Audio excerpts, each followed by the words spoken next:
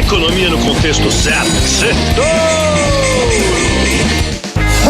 Boa noite, Brasil, ouvintes da Jovem Pan, bem-vindos a mais um Sexto, o resumo da semana econômica no contexto certo. E foi a semana da super quarta. Os bancos centrais do Brasil e dos Estados Unidos estressaram os investidores. Os juros caíram no Brasil, mas mesmo assim a bolsa mergulhou, porque os investidores não gostaram do que ouviram. Já eu explico. Teve quinta quente, bota quente nisso. As decisões de juros no mundo inteiro deixaram os investidores confusos. Nem a trégua do Banco Central da Inglaterra, que manteve a sua taxa de juros inalterada, acalmou os investidores.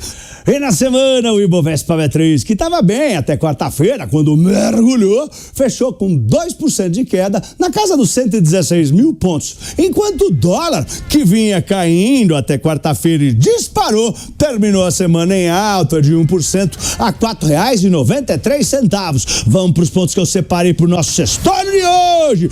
Primeiro ponto, gráfico de pontos, o vilão da super quarta.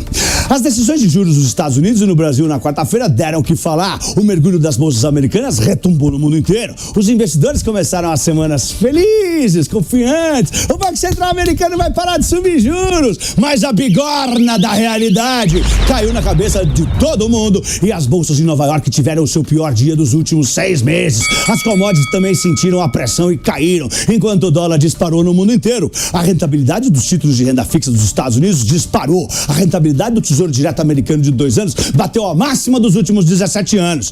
E se os títulos de renda fixa pagam mais, parte dos investidores vendem as ações e migram para esses ativos mais conservadores. E a culpa é desse gráfico de pontos. Assim que saiu o gráfico, que sai junto, da decisão de juros dos Estados Unidos, as bolsas mergulharam como fazia tempo eu não via. Esse gráfico mostra que dos 19 diretores do Banco Central dos Estados Unidos, 12 esperam mais uma alta de juros esse ano. O gráfico também mostra que dos 4 cortes que deveria ter no ano que vem, agora os diretores acham que só vai ter 2 cortes no ano que vem. E se os juros vão ficar altos por mais tempo, é um problema para as bolsas. Eles estão com medo da inflação voltar para os Estados Unidos. E para piorar a semana, no dia seguinte, na quinta quente, o Wall Street Journal soltou uma matéria na manchete de capa do jornal, dizendo que os juros podem ficar altos nos Estados Unidos para sempre, e não só por mais tempo, como a gente estava achando. A matéria explicou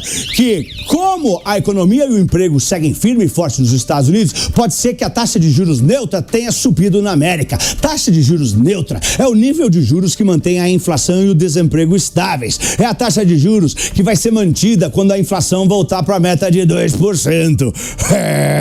Segundo ponto, comunicado do Copom. O Brasil cortou os juros como esperado, em meio ponto percentual para 12,75. O anúncio é sempre feito às 6:30 da tarde, depois que a bolsa já está fechada. Mas no dia seguinte, a bolsa mergulhou mais do que 2%, derreteu. 3 recados no comunicado do Copom, aliados com a atenção da quinta quente, tiraram o brilho do corte de juros.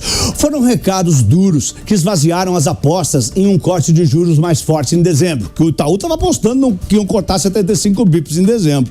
Primeiro, o Copom falou da piora do crescimento da economia na China e de juros mais altos nos Estados Unidos. As duas coisas podem se traduzir num dólar mais alto aqui no Brasil, o que pressiona a inflação. Segundo recado, o comunicado também disse que o PIB do Brasil está mais forte do que o esperado, o que é ótimo para o país, mas também pressiona a inflação. E 3, por último, o alerta fiscal. Dessa vez o comitê colocou um parágrafo destacando a importância do fiscal estar em dia para se entregar às metas do déficit zero que se estabeleceu para 2024.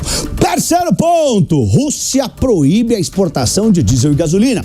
Do nada, saíram notícias que voltaram a pressionar o preço dos combustíveis para cima. Na quarta-feira, o petróleo bateu quase $96 o barril, mas depois recuou para $92 com um novo cenário de juros mais alto, porque isso diminui a demanda por petróleo. E o dólar mais alto, porque também encarece a compra do barril de petróleo que é negociado em dólar. Mas hoje, sexta-feira, a Rússia anunciou a proibição de exportar gasolina e diesel e voltou a pressionar o preço do petróleo para cima. Mais uma dor de cabeça para os bancos centrais, porque o petróleo para cima pressiona na inflação global. A Rússia explicou que a medida teria sido motivada pela falta do petróleo lá na Rússia, mas foram eles que cortaram a produção até o fim do ano, lembra? Mas é claro que isso deve ter alguma coisa a ver com a guerra e, obviamente, afetou os mercados de combustíveis mundo afora, que inclusive já reajustaram os preços para cima.